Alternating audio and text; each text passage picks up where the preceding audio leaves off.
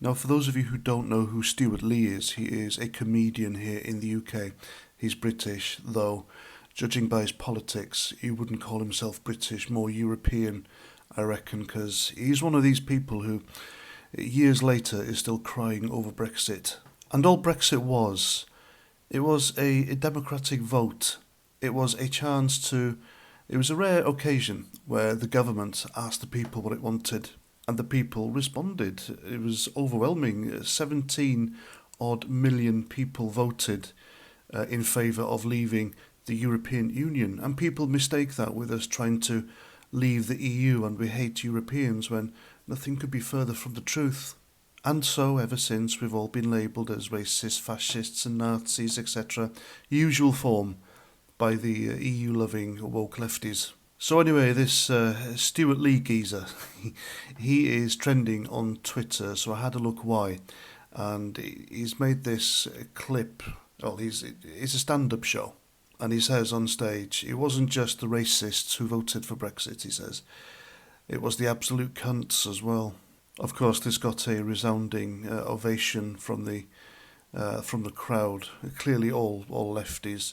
And I'd bet good money this stand-up show was made in London as well. So yeah, another comedian of the people there. And looking at this clip of this idiot crying about a democratic vote that didn't go his way. And there are many lefty celebrities like him. And they make a good living slagging off Brexit and Brexiteers. And why not? It is a free and democratic country so far. But it's sad really that this is what passes for comedy these days.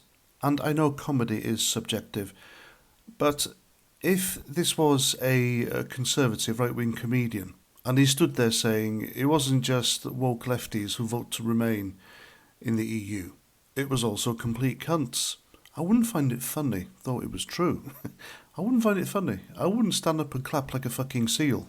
But it's really sad that comedy has been hijacked by the woke lefties and ejected real funny people like Andrew Lawrence and many others, genuinely funny and witty comedians who write their own stuff and don't really need to revert to name-calling to get a laugh.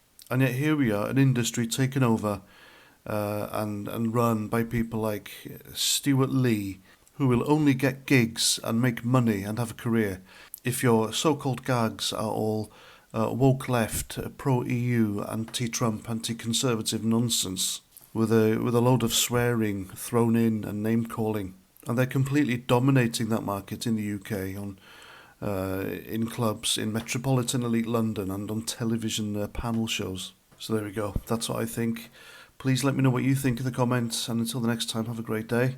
Hope you had a great weekend, and Roger Trout.